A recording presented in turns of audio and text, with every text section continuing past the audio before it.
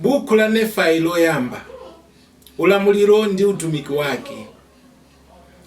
Chaputala ichi chikukamba kwambiri nkhani ya Lehi ndi mkazi wake Sariya, pamodzi ndi ana awo amuna anayi. Ana awo anali awa, kuyambira wamkulu kwambiri kumatsika musi: Lamani, Lemueli, Samu ndi Nefayi. Ndipo Mulungu anamuwuza Lehi achoke ku dziko la Yerusalemu, popeza iye Mulungu anadziwiratu za kuyipa mtima kwa anthu a mdzikolo, ndi kuti iwo adzafuna kuti awononge moyo wake. Ndipo zinamutengera masiku atatu kuyenda mchipululu ndi apabanja pake. Komatu Nefayi ndi abale ake anadzabwereranso ku dziko la Yerusalemu litatha gulu la Ayuda achiwembuwo.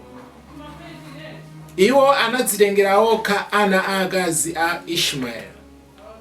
Adadzitengera mabanja awo pa ulendo upita mchipululu.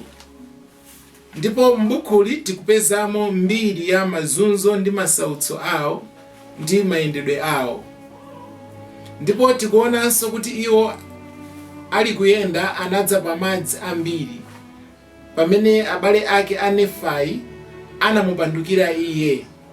Koma iye atawanyengerera iwo anamanga ngalawa, ndipo pokumbukira za zochitika pamalopo, iwo anadzawatcha malowo dzina lake Nyanja Yopatsa. Zitatha izi, iwo anawoloka pa nyanjayo kupita kutsidya lina la dziko la lonjezano. Izi zolembedwa molingana ndi mbiri ya Nefayi. Chaputala 1. Nefayi anayamba ndi kulemba mbiri ya anthu a mtundu wake. Lehi anaona masomphenya a chinthu chitangoyima, koma chikuyaka moto. Ndipo atawelenga mbukhu la mneneri, anayamika Mulungu, ndikunenela zakubwera kwa Ambuye, ndikuwonongeka kwa mzinda wa Yerusalemu. Iye anazunzika ndi Ayuda mzaka za 600 BC, Ambuye Yesu asanabadwe. Verse 1. Ine Nefayi ndinabadwa m'banja la anthu olungama, kotero kuti ndinakula ndi kuphunzitsidwa m'chilungamo monga atate wanga analili. Angakhale ndinakumana ndi zovuta zambiri moyo mwanga, ndinaonabe kukondweredwa mwapaderadera ndi Ambuye munjira monsemo. Chifukwa cha chidziwitso ndinali nacho za ubwino ndi mphamvu za Mulungu, ndinafunitsitsa kulemba za wamphamvuyo ndi pa zokoma zochuluka anandichitira. Verse 2. Inde ndikulemba mbiriyi m'chiyankhulo cha bambo anga, chimene ndichophatikizana ndi zina za Chiyuda, komanso chiyankhulo cha anthu a ku Igupto. Verse 3. Komanso ine ndikutsimikiza za mbiri iyi kuti ndiyoona, ndipo ndikuyilemba ndi dzanja langa, ndipo izi ndikuzichita ndi chidziwitso changa. Verse 4. Ndipo chaka choyamba cha ufumu wa Zedekiya, mfumu ya Yuda, bambo wanga Lehi anakhala mu mzinda wa Yerusalemu moyo wawo wonse. Ndipo mchakacho anauka aneneri ambiri omwe ananenera za kupasuka kwa mzinda wa Yerusalemu, ngati anthu okhala momwemo satembenuka mtima, kusiya njira zawo zonyansa. Verse 5. Choncho bambo anga Lehi anakangalika ndi kupemphera ndi kupembedzera kwa Ambuye, molira ndi mosweka mtima m'malo mwa mtundu wawo. Verse 6. Kotero mmene iwo anali mkupemphera chipempherere kwa Ambuye, iwo anaonetsedwa chikwangwani cha moto umene unatsika nudzayima pamwala pafupi ndi iwo. Anaonetsedwanso ndi kuwuzidwa zambiri zoopsa ndi zochititsa mantha, kotero kuti anagwidwa ndi mantha ndi kunjenjemera. Verse 7. Ndipo zitatha izi, iwo anabwerera ku nyumba kwawo ku Yerusalemu, nadziponya pakama pawo, atadzazidwa ndi mzimu ndi zinthu adazionazo. Verse 8. Ndipo atadzazidwa ndi mzimu, iwo anatengedwa m'masomphenya, ndipo anaona Mulungu atakhala pa mpando wachifumu, atazunguliridwa ndi khwimbi la angelo, akuyimba ndi kukweza dzina la Mulungu wawo. Verse 9. Zitatha izi, ndipo anaona mmodzi akutsika kupatuka pa gulu la angelowo.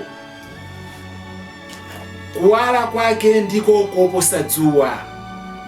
Verse 10. Ndipo kenako anadzaonanso 12 ena akutsata woyamba uja, ndipo kuwala kwawo ndiko koposa nyenyezi zamlengalenga.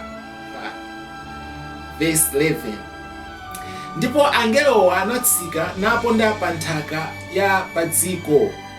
Ndipo mngelo woyamba uja anabwera nalunjika bambo anga, nadzayima chilili nawapatsa iwo bukhu, nawalamula iwo kuti aliwerenge. Verse 12. Ndipo mmene anati aliwerenge ilo, iwo anadzazidwa ndi mzimu wa Ambuye. Verse 13. Ndipo zomwe anawerenga nazi: tsoka, tsoka kwa iwe Yerusalemu, popeza ndaona zonyansa zako. Komatu panali zinthu zambirimbiri zimene bambo anga adaziwerenga zokhudza mzinda wa Yerusalemu, ndikuti udzawonongeka ndi anthu okhala momwemo, kuti iwonso adzakanthidwa ndi mikondo, ndipo kuti ambiri a iwo adzatengedwa kunka ku Babulo ku ukapolo. Verse 14. Ndipo bambo anga anawerenga ndi kuonetsedwa zazikulu ndi zozizwitsa izo. Iwo anafuwulira kwa Ambuye nati, mphamvu ndi ukulu zionetsera manja anu, inu Ambuye Mulungu wa mphamvu zonse. Mpando unakhazikitsidwa mmwamba, ndi mphamvu yanu ndi ubwino wanu ndi zifundo zanu zionekera pa nyumba yonse pa dziko, chifukwa inu ndi odzala ndi zifundo. Mumawachitira chifundo zikwizikwi amene adza kwa inu, ndi kuti asatayike konse. Verse 15. Ndipo zitatha izi, bambo anga anadza nacho chiyamiko kwa Yehova Mulungu wawo, popeza moyo wawo unadzazidwa ndi chimwemwe, ndi mtima wawo wonse unadzaza mchimwemwe, chifukwa cha zinthu zimene Mulungu anawaonetsa. Verse 16. Ndipo ine tsono Nefayi sindidalembe zonse mwatsatanetsatane monga momwe bambo anga akadazilembera, popeza iwo adaona zambiri m'masomphenya ndi m'maloto, kuphatikiza ndi zomwe iwo adanenera ndi kuzilankhula kwa ana awo. Verse 17. Koma ndidzalembera mbiri ya zochitika mu nthawi yanga. Mvetserani, ndikulumikiza mbiri ya bambo anga pa zimbali zimene ndinapanga ndi manja anga. Choncho ndikadzamaliza kulumikiza mbiri ya bambo anga, ndidzatha kulemba tsono mbiri ya moyo wanga. Verse 18. Choncho ndidakakonda mudakadziwa kuti Ambuye atatha kuwaonetsera bambo anga Lehi zinthu zodabwitsazo, inde zokhudzana ndi kuwonongeka kwa mzinda wa Yerusalemu. Choncho adapita kwa iwo ndikunenela, ndi kuwatsimikizira iwo za zinthu zimene adaziona ndi kuzimva. Verse 19. Ndipo kunachitika kuti Ayuda anamunyogodola iye, chifukwa cha umboni umene anawupereka kwa iwo okhudzana ndi kuyipa kwawo ndi zinthu zina zosamkondweretsa Mulungu.